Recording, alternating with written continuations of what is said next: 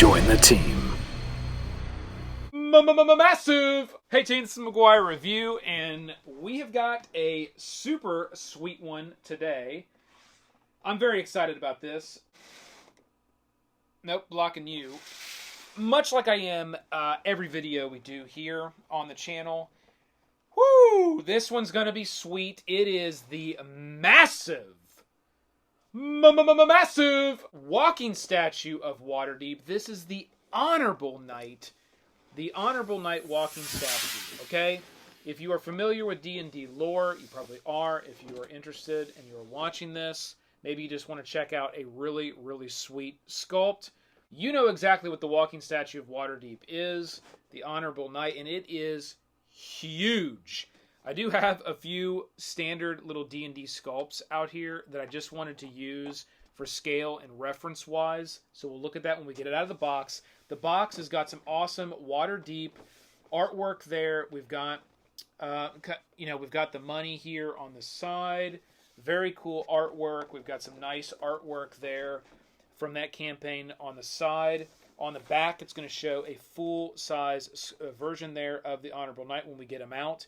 He is in a couple different pieces, as well as some promo stuff there for the Waterdeep Dragon Heist. Blind pack pools, we did quite a few unboxings of these on the channel. If you want to check those out, go check those unboxings out. We had a lot of fun with those. And that is a great set, by the way. So if you are looking to pick, because there's a lot of them out there, a lot of different types of these sets that are out. This Waterdeep one is a great set. Lots of different cool stuff, okay? Then that same artwork there on that side of the box. So let's go ahead and get the box open. It does open very easily from the top. Be able to slide that right out. We'll set it down. Slide it out the side here. Bear, if you can hold this box for me. Thank you. And then you will see it's got some nice cardboard protecting. Just a simple piece of cardboard around it. And this just comes right off the top. We'll set that over here. And then we do have our sculpt. Oh, so awesome. Now, it is not... You may see from just looking in the package... Sorry, Bear, I know I'm blocking you. You may see with just looking in the package, it looks to be that this sculpt is just a gray. And I even thought that when I saw this at Gen Con in the case, that it just kind of looked like a flat standard... Oh, that's awesome. There's like a little nest. It's like a little nest right up top here. That's cool. It looked very... just gray, and it's not. There's actually a lot of different types of colors here. There's light grays, dark grays. Looks like it was put all over sort of a dark, probably a black base. It just looks awesome. The sculpting in the sheath here is amazing. The sculpting on the stone is amazing. And I love the use of sort of this mossy green that they used on this sculpt. And it's not just all over it. It's very well done.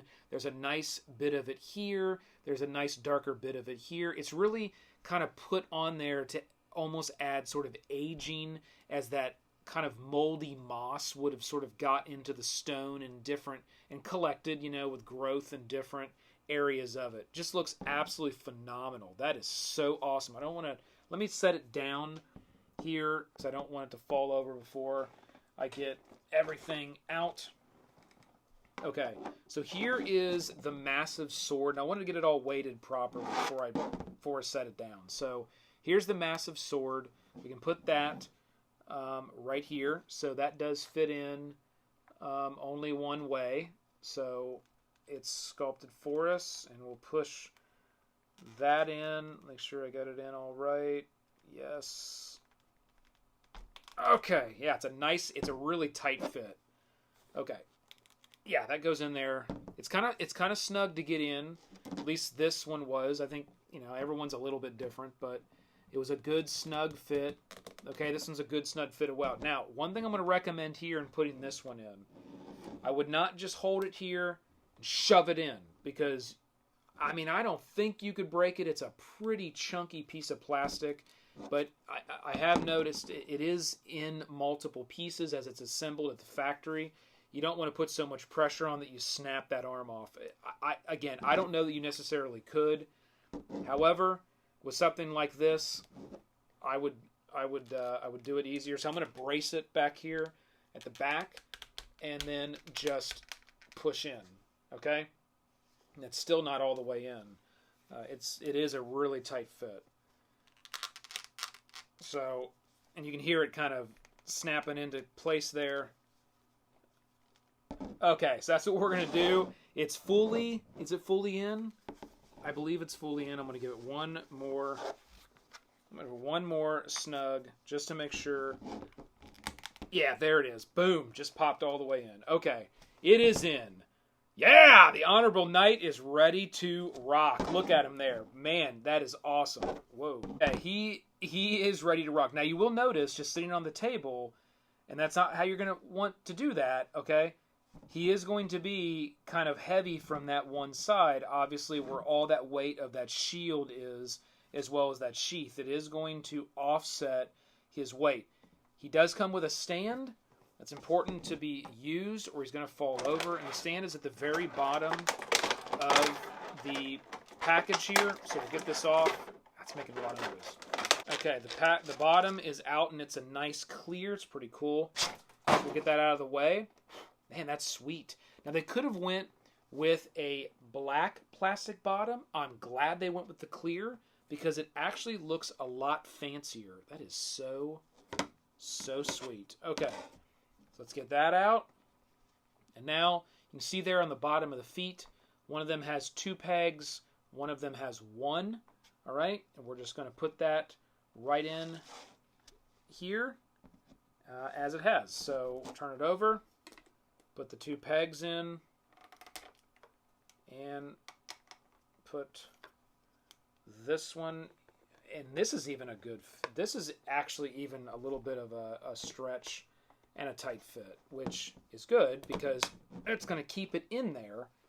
Whenever you put these bases in, if they just slide right in, they're going to slide right off, and you're going to need to glue them. This one, I don't know that I would glue this one.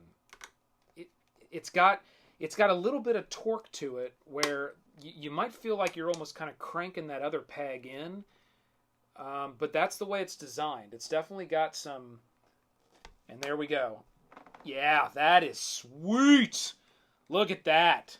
The Honorable Knight. And look at the scale that it's got with the rest of these here. So you can, we'll put these down here just to show kind of scale. And I did use this guy here because it's a little bit of a bigger model to your kind of standard model. See in the comments, where have we seen this guy? Okay? Real famous show. On the internet. Where have we seen this guy? Who's this guy? Alright, so those are the 3 that I'll use to kind of show that scale.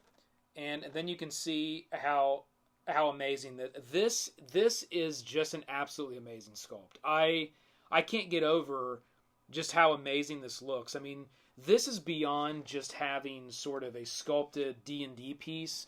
This to me is almost like if you wanted to get like a statue to display, that's what you could use this for. I mean, obviously you can use this in your campaigns. You can play with this when you're doing that stuff, but this is just a phenomenal piece as almost like a statue to just kind of have displayed.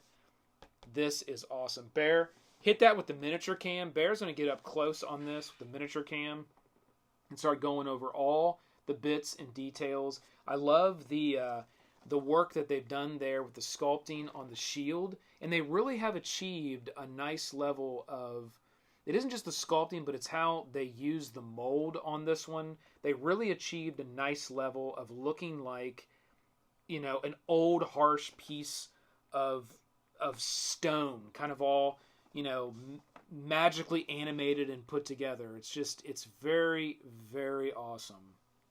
I could not be more impressed with the Honorable Knight.